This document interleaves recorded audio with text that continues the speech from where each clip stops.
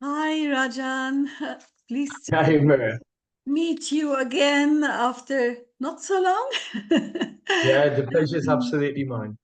Today, why I was inviting you today because we are currently celebrating the South Asian Heritage Month, which runs from 18th of July until 17th of August, and it is largely celebrated within the South Asian communities and the Indian communities in the UK.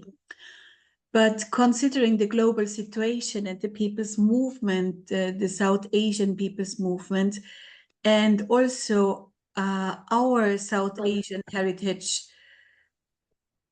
with regards to the historical ties and the contemporary ties in Malta, I would love to discuss the social, cultural, and economical impact of that South Asian people have, and also the impact of the cultural confluence, and what it means to the identity of the people's movement of people from South Asian countries.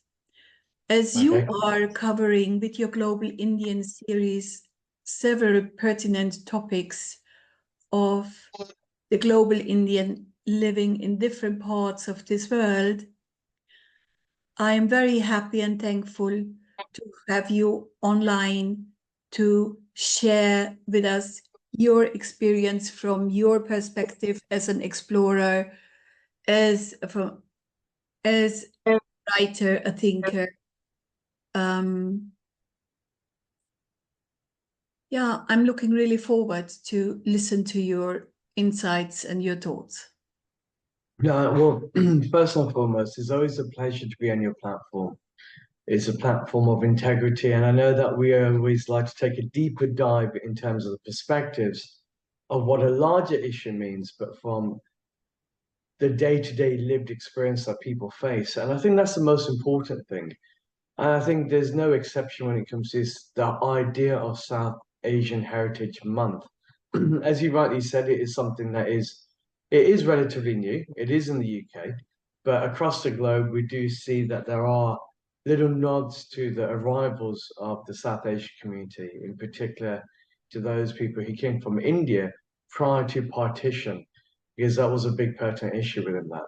So just to give your audience a bit of a glimpse, as people of Indian origin, as a South Asian diaspora, and I say it again, people of Indian origin, referencing prior to partition, we're a community of over 30 million plus, right the way across the globe, which is huge in numbers. We're in countries ranging from Singapore, Fiji, all the way up to countries, obviously, including India, Pakistan, Nepal, so on and so forth. But then you have places like Korea, you have places like Japan where you have the community. You have places right the way across Europe. The UK has a large proportion, I think quite close to around about 2 million. Netherlands, a significant proportion, those who came via Suriname.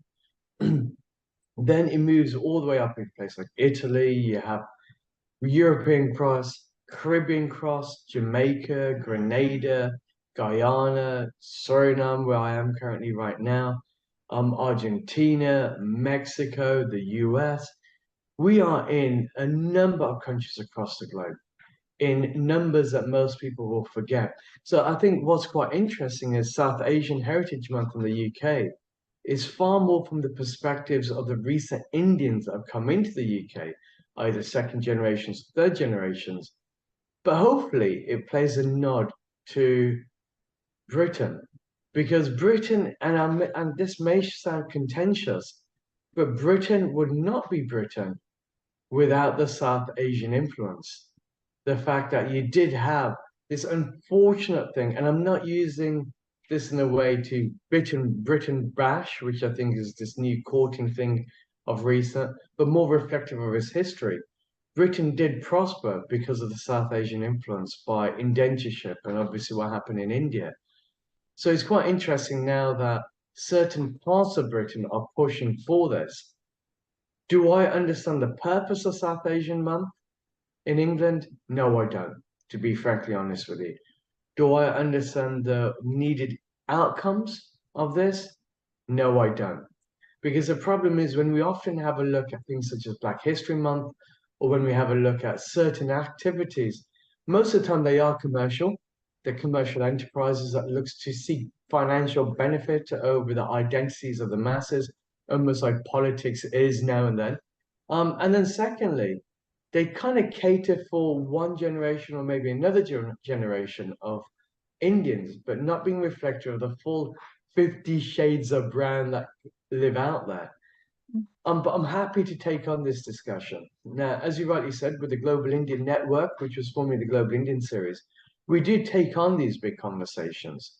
We have a look at economies, we have a look at the people, we look at the questions at our times, and also the elephant in the room situation. So we plod where other people dare not to. And I think it's because of our exposure of experience of living, working, and actually visiting the countries in question that enables us to have a more of a richer understanding of the powers at play. But that is my Jerry Springer moment to kick off with, so at least it sets the tone for your audience to understand. Actually, Rajan, I understand where you're coming from, and I share in part really your values and your thoughts and your ideas on when you celebrate the South Asian Heritage Month from a commercial perspective. Yes, but you know there is what I observe. There is so much cultural accommodation where or where you lose yourself, your identity, or there is an identity confusion, and leaving the roots behind, adjusting completely to the majority of culture, missing out on ancient values and old values, but at the same time growing into who am I in my new home place. What you often raise this question, what does it mean to be, what is Indianness, what is Germanness, what is Malteseness? And also within our community, with our rich multicultural tapestry in Malta, who am I? This is the question, who am I? Many people say we have long forgotten where we came from. We are now citizens of a country. But that is not what I'm aiming at. It is about the values and the richness of the uniqueness that shapes our attitudes, behaviors, decisions, opinions of each other, which are influenced by constructs we have observed through generations. Yeah, absolutely. Values as well. So in that sense, celebrating South Asian Heritage Month may serve as a reminder of maybe long forgotten values, skill sets, colors that shape our personalities, and where we can enrich each other. I think to add on to that point, I think it can be a very powerful tool to do that. And it will have to wait and see and analyze whether this is a triggering point. But you're absolutely right. We are, prior to our notion of a country, prior to our notion of nationhoods, essentially, if you look at the human history of us, we're a species on the back of this planet, like every other ethnicity. We're all jointly a species. And if we look at the world in that dynamism to say we are one species on this planet that has obviously migrated and maneuvered through, what were the values that we were taught? What were the things that we used to do that kept social cohesion? And then when we look at how we progress forward, the arts, the cultures, the traditions, well, yeah, they naturally emerge from the environments that we're placed in. And so it's quite interesting from an anthropology point of view to say, okay, well, how did we get here? How did language appear? How did our tastes of cuisine, our diets impact the same species of all of us, but to make us, in some cases, vastly different in the way that our world outputs are, and in some cases, surprisingly, and I travel quite a lot right across the globe, that we're actually more similar than we ever thought. That's the interesting part. I would love to see a month dedicated to that because I think that will do far more justice to who we are as human beings than having a look at these separate bodies, which is Black History Month and South Asian Month. But I understand that there is a place for these things as well because of the histories that people have gone through. All I simply do is question what is the purpose and what is the impact. And if I have a look from a very skeptical point of view, saying, is there money involved? And how does money influence the content that is created? Then it leads me to believe that maybe we don't rightly tackle the questions that we need to do, the elephant in the room. So let's go back to Britain for this one moment in the journey of South Asian History Month.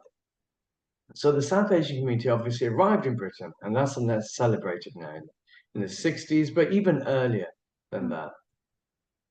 But that's not the story of South Asians in Britain. It started off way before that when Britain, and when I mean Britain, where a group of traders that were British, not reflective of British values at the time, but were British, went to India from the East India Tea Company. And those traders then, who were the motley crew of Britain, they didn't represent the average British citizen who at that moment in time also suffered in terms of poverty, also suffered in terms of loss of life. And it was a tough time for these guys. They went to India and then we know the history from that. That's where this whole story starts from. Yeah. But what I think we tend to miss when we have a look at celebrating our cultures and celebrating unity in Britain is that we always talk about the colonial empire and we always talk about how bad and how ruthless it was. And it was. It was bad. It was ruthless. And millions of people died needlessly. We can talk about the Bengal famine through to what took place in the indentureship across the Caribbean. But least we forget, they did that in Britain's name, but not through the British public. The vast majority in Britain was subject to abject poverty. They suffered relentlessly. And I think that's part of the story that we tend to miss. That when we have a look at South Asian History Month, that we tend to miss actually, at this moment when this was taking place, our companions across the globe, in places like Britain, in places, for example, like Malta, in places such as Netherlands, because obviously they did their own type of stuff, our common companions were equally suffering at that moment in time. And that's something that we need to note within these events, that it wasn't just the royalty of Britain, let them eat cake syndrome that benefited, right? It was the businesses, but the average person was still worse off. Yeah. So I think that's an important note for us to recognize that. Not in the sense of taking away from the arbitrary factor of skin color, because that has to be done. Absolutely. You spoke about economic contributions. So obviously economic contributions towards the times of the British Raj is well known, is documented, is seen. And we don't need to go there. But what we can do is see the economic contributions of the South Asian bustling community and countries like the US, in the UK, and the figures speak for themselves. India gets over $83 billion per year from remittances. That is this entire diaspora sending money back home to their friends and family. Home is obviously where we now are, is what our passports are, is where our sense of belonging is. But people still send money back because of the support their family members in those places, because the connections are still strong. And South Asians were over 30 million strong across the globe. So you can imagine the facts and figures when we look at that now, after the British Raj and partition in countries such as India, Pakistan, Bangladesh, Nepal. You know, it's pretty clear from that. If you look at the facts and figures in the UK, we contribute billions towards the local economy, yet we only make up 2% of the British population. We contribute massive amounts towards the GDP. If you look at South Asian fashion industry, is worth over 400 billion. These are huge figures. If you have a look at even the financial powerhouses of the median Indian or South Asian families in Britain, is far higher in compared to the local communities there. So economically, we've done well. Education, we've done well. Obviously, politics is a very clear story of that as well, with the likes of Rishi Sunak. If you have a look across places like Portugal, we had Antonio Costas. We look at Ireland, we had the minister. So we've done very well politically, and needs not to mention across the Caribbean and the US and the bustling markets of Canada as well. So we know that we've also contributed well. Do we ever capture these stories? No, we don't. Exactly. And as you know, my work, my life work actually is dedicated to this topic of issues related to multicultural integration, to cultural confluence, to inclusion, to understanding, to intercultural dialogue. And you just outlined the history of the importance of South Asians in Britain and the impact in Britain. Now, with regards to Malta, we have a history as well, because colonial and trade connections due to the British Empire, both Malta and many South Asian countries were part of the British Empire. And during this period, there were exchanges of people, goods, and ideas, and there were very powerful trade families. I covered once for NWAMI International Malta. I did a cover about 140 years of Sindhis living and working in India, in Malta, and contributing to the Malta economy. Now, there was the maritime trade. Malta's strategic location in the Mediterranean has historically made a significant impact as a maritime hub. And similarly, South Asia, with its extensive coastline and historic ports, has been a crucial part as well for the global maritime trade routine, as you already mentioned.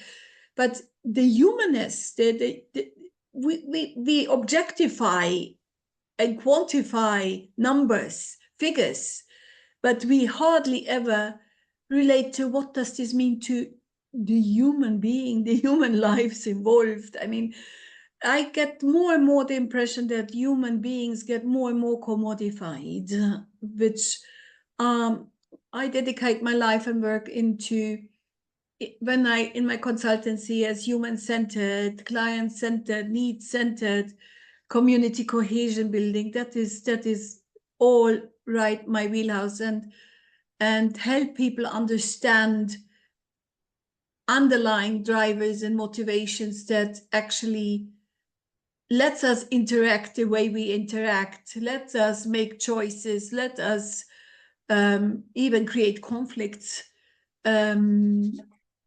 because of this. And so, yeah, we have a lot of South Asian workers at the moment in Malta, and I think also increasing the globe. And it's also ways to make a better living. And as you said, many need to send money home, but are we validating the human being behind? Well, I don't think we do. I think the short answer to your very important question is that we don't. I think when we have a look at these events that we do, South Asian History Month, you know, are we validating the stories, the struggles, and the active struggles that people still go through? But are we also validating the opposite, which is true that people have categorically benefited for personal gain on the back of these months? And that's a elephant in the room situation. Because do we do so in the sense of superiority, or do we do so in the sense of saying, okay, well, let's create a level playing field? And I can cite examples of that. And it may sound quite controversial, but I remember being in school and we used to have the Black History Month. And it was a whole month dedicated, and you learned about Martin Luther King, you learn about all these things. But then I think once I started traveling, you start to explore, you realize Black History Month isn't actually Black History Month. It's American History Month. Mm-hmm. It had nothing to do with the richness of Ethiopia. It Mm-hmm. had nothing to do with the dynamism of countries like Nigeria. Mm-hmm. We didn't learn about the variances in the tribes that took place. We didn't learn about some of the ancient histories or the laws of Ubuntu.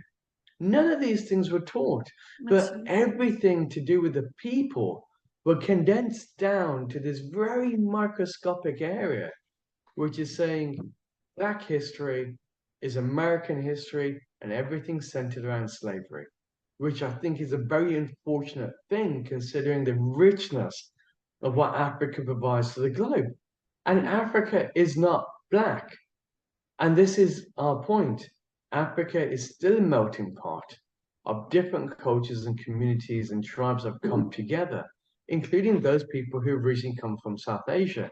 And even South Asia is not brown. Again, we have different tribes, different people that came together to make up the melting pots. We have this incredible Kenyan community. And when I mean Kenyan, I'm using it in the way just to separate. But the Black Kenyan community that arrived in India centuries ago, who are now Indians. They are no longer Kenyans, they are no longer Black. They are Indians through and through. And so then we forget to talk about these things in these events. So whenever we have these big history months, sometimes for me, it feels that we're just competing for the sake of competing, that you have one and now we must have one too. And I get that feeling. I Yeah. do. No. But part of me does wish that we can use these as an opportunity to drive ourselves into saying, one species, many journeys. Why don't we talk about that? Exactly. Because that then defines us, that connects us, that is true homogeny throughout the whole period of time. But we don't. We leave it to the arbitrary factor of here's skin color, here's a religion, here's a community. Let's just have a look at the very short term relationship that it had with a particular country, but not its people. It is very important to watch out, to have a look out of the stereotyping of culture, Yeah. of the agenda behind it, often even a social or political agenda. Then we have to be very mindful of cultural determinism. Yeah. This is, I think, recently I see the biggest threat, even in our professional fields. I mean, as me in my work for intercultural competence and analysis and consultancy and training, to identify the pitfalls of cultural determinism. We have to address the real meaning of diversity beyond the construct or the arbitrary issues of skin color, race, and ethnicity, looking into cognitive diversity, because we can be very similar, although we are from different cultures, different backgrounds, social backgrounds, or habitual backgrounds. Absolutely. And I think the thing is also we need to be mindful and cognizant that we don't use these because you spoke about cultural stereotyping.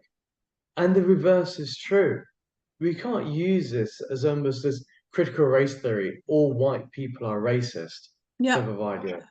Because as much as we take this celebratory stance, we also have to showcase quite clearly, again, one species, many journeys. That's where the point of view should be. Because why don't we talk about the Druids in the UK or paganism? These are still cultural facets, they're artifacts that are reminiscent of a time and place within our joint history as a civilization of people on this planet.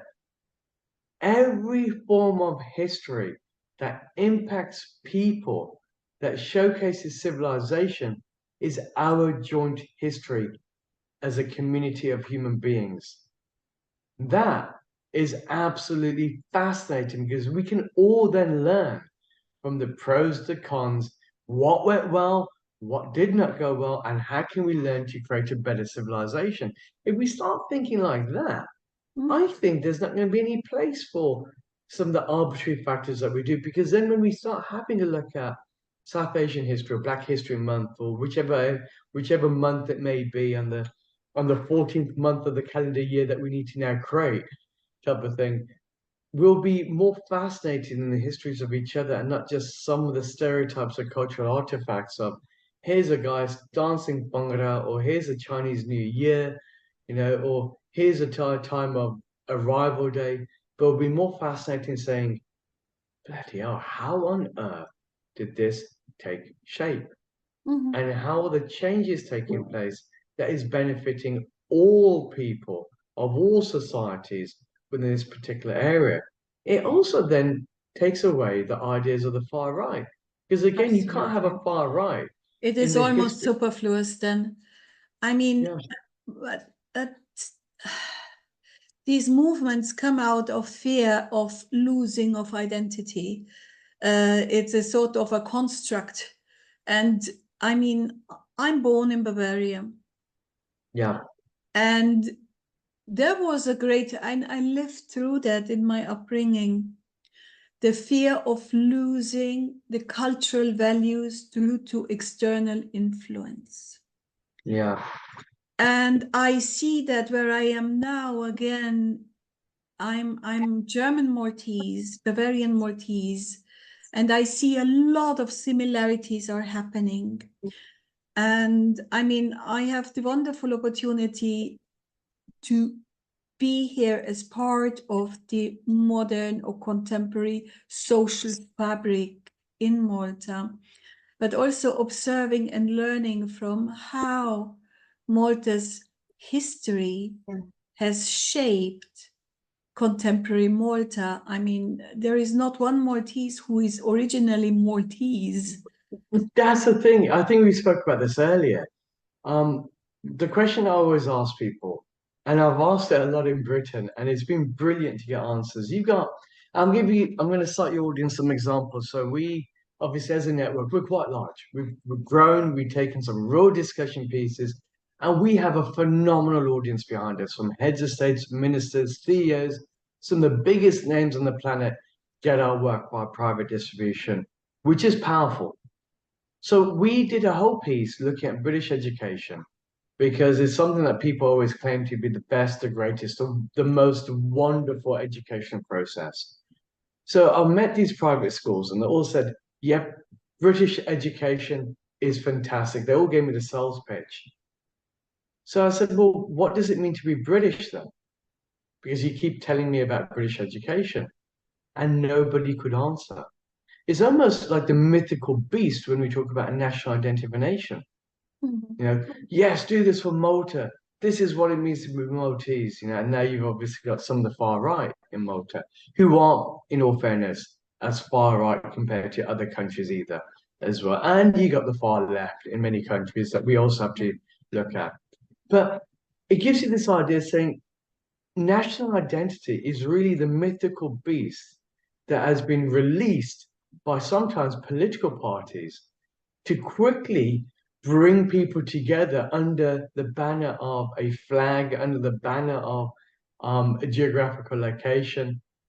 And what we forget in that pursuit of national identity is that prior to all of this, these nations didn't exist. Malta at one stage didn't exist as Malta as we see now. Britain didn't exist as Britain. If we go into the whole ideas of the US and Canada and Asia and Europe, even bigger, these things did not exist. We had smaller kingdoms, we had tribal affiliations, but the United Kingdom of Britain was a myth. It's only then when it was created, and obviously the kingdoms came together saying one united kingdom, one destiny, that all of a sudden everybody said, by the way, you're no longer from Mercia, who has their own strong culture. You're no longer from the tribes of Edinburgh or Winchester. you're now British. And everyone's scratching their heads thinking, well, I know what it means to be local from Birmingham. Well, what on earth does it mean to be British? India's a great example of this. Pakistan, even great example of this. Where people are scratching their heads thinking, well, I'm from Punjab in Pakistan. Now you're telling me that I have to be Pakistani. What is this? What is my identity? Because I speak Punjabi, not Urdu. And so the whole idea of national identity, Maria, is a myth. It doesn't exist because it's never been there since time immemorial, despite people trying to claim it. So it's a very recent revolution when we think about it. It's only in some cases 2 generations deep. Mm. And within that paraphrase there, of 2 generations deep of an idea of national identity, where they try and force down your throat the idea of a language for all, of a culture for all. When I listen to you, actually, one image comes to my mind is the purpose of national identity. I had the image of a house, and several family members live in a house with a beautiful garden around it, and define this is their house and not the house of others. Yeah. So in that sense, it is like almost constructing boundaries to negotiate interaction. Yeah. I It's a mean, brilliant way of putting it. but not, it is not, but it's very much mistaken as to fight and to defend. But there are always people who like to take over the house. Let me say Yeah. so, because they're not happy with their house. And here is the yeah, to determine rules of respect, values, visiting each other, learning from each other, visiting each other's houses. So this is actually how I see the need or the for national identity. It's also a sense of belonging. I belong to this house, you belong to that house, but we mistake it, we lose the overall perspective. So I mean, we need to see from what way do I approach the topic. Do I approach it from a spiritual perspective to see all humanness as oneness? Do I see it as different houses, families belonging to learn from each other, visit each other, and discern our uniqueness and our commonness? When I lived in the Middle East, the first thing, when I lived in Egypt, it's just a wonderful thing I learned what defines us Europeans or Westerns, or me as a Bavarian, from the Middle Eastern way of thinking. I discovered that we, or I, from where I come from, my culture, my society, we always discern what makes me different from Yeah. the us and them. But what I learned in Egypt during my many years living there and encountering also members of the other Middle Eastern countries is, what do we have in common? Yeah. So there are these two main questions: what discerns us and what we have in common. I think when we remind ourselves about these two, and what is our common goal? Do we have a common goal? I think this is something very, very valuable. And what I appreciate with this cultural celebration month as not being part or not being born within your culture, within with being born in Malta, but being born in Bavaria, in Lower Bavaria, we have a different culture, is to learn from each other. For example, I love to cook. So I love fusion cooking. I love how it enriches or each other. I love patterns, fabrics, designs. Yeah. So and also the purpose behind it. But when it comes stereotypical and when it becomes rules and regulations that actually generalizes over a whole population, then it becomes dangerous. Yeah, absolutely. I think that's the thing. It's to add on to your point when you're saying about the sharedness, it's also shared experiences.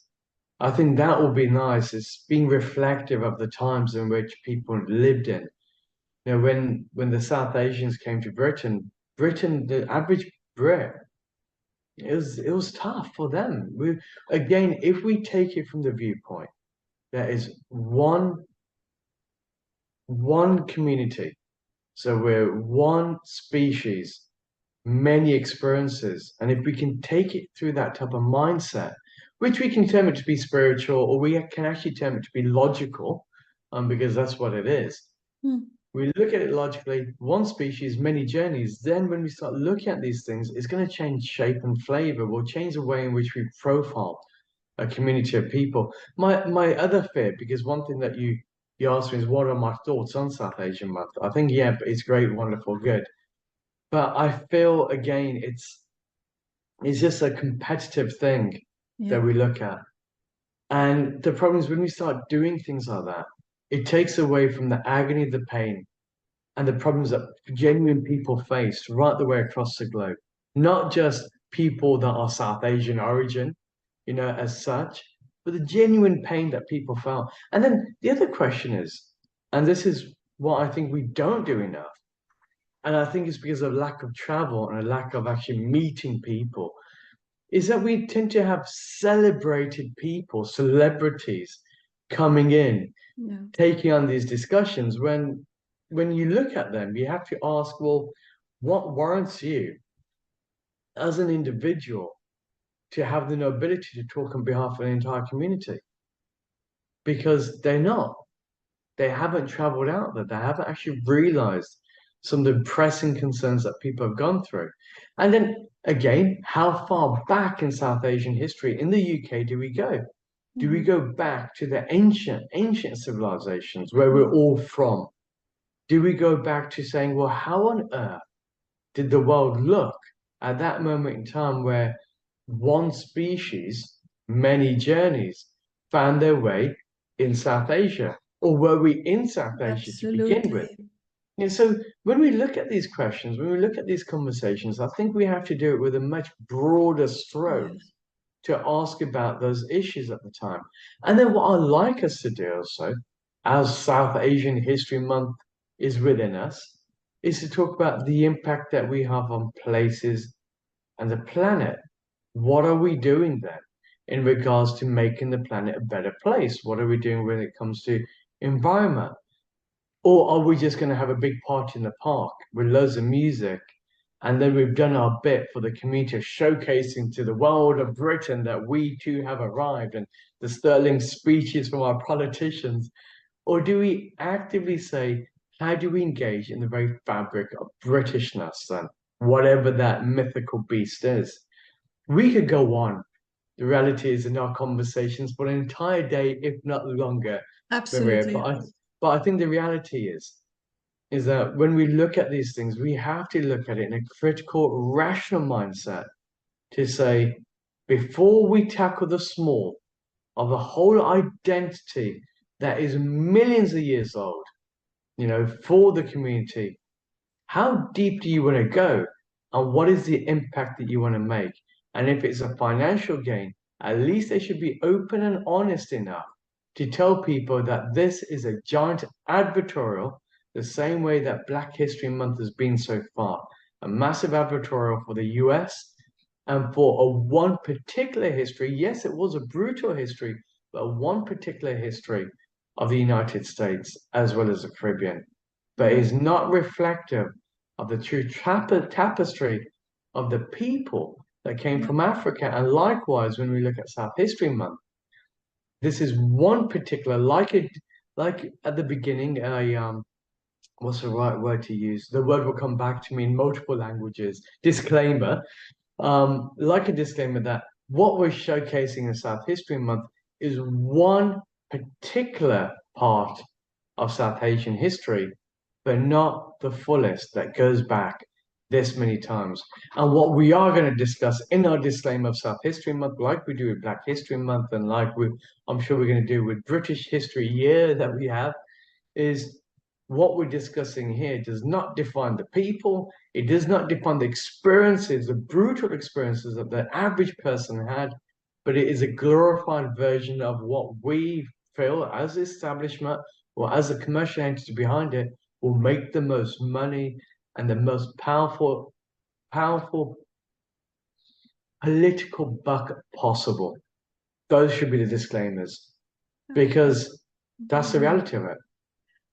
Absolutely. I mean, this is just our discussion today should serve as a little food for thought. These celebration months should ideally trigger or dare to trigger, to give it some more thought, to go beyond the obvious, beyond the stereotyping. And again, I very much love your food for thought, what it means for me to be me. And that was the theme for this year's South Asian Heritage Month. Feel free to be me. But when I was reading the theme, it is like, what does Well, what it is mean? me? What What does does it it mean to me? mean to be me? Before we were Beyond when we trace our origins of what we consist of as a culture. Am I Bavarian? What do I consist of? What does my DNA consist of?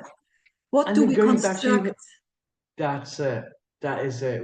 We are. I remember we did a podcast with a really dear friend of mine, Rajesh Kupp. He's a South African actor, does Netflix and stuff, and he said, think of it almost as if you're making a food dish. Now, if we take that tomato, the humble tomato that came via Portugal to India, some people eat it raw, the other people cook it down and turn it into a curry or masala. Other people turn it into a pizza dressing at the top. The same tomato is still a tomato, but every culture will look at that tomato in his own wise, in his own way. And the way to place it is, again, a thing that should be on all these months is we see the world as we are, not as it is. Absolutely. What on earth is it? What on earth is it me to be me? We are not even studying at schools, let alone universities, let alone through our public opinions on the very nature, the identity of what it is to be human.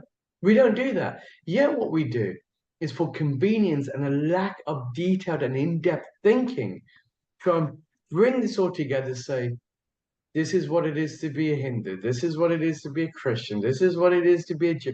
Not thinking actually there were religions or ideas and philosophies that were established before any of these things came to fruition. The world was still going on. And do you know what? The world will continue to go on. In many centuries from now, there will be other religions. There'll be other ideas. Every generation is far more smart in their opinion than the last, right? So that will happen. That is the history of our people on this planet, which is a beautiful, interesting history. But by God, we should learn from it, shouldn't we? We should look at this and say everything that we see in society is temporary. Everything that we look at that confolds towards national identity is interesting for the perspective of what shapes opinions, but it is ultimately temporary. Nations will fall, nations will grow. The world is going to continue to change, and so it should. Rajan, exactly. The only thing is what we need to be mindful of is the meaning-making process and our actions, decisions, and how our biases actually color what we hear, how we listen, what we filter out, and how our ability to go beyond and learn something new. And on this note, I would like to thank you for your for your contribution and for your time. And I hope to continue with a different topic and a different scenario in a different part of the world. And I hope your ways find you to Malta, and we Absolutely. continue our collaboration. Thank you so Sounds very good. much, Rajan. No, the pleasure's absolutely mine, Maria.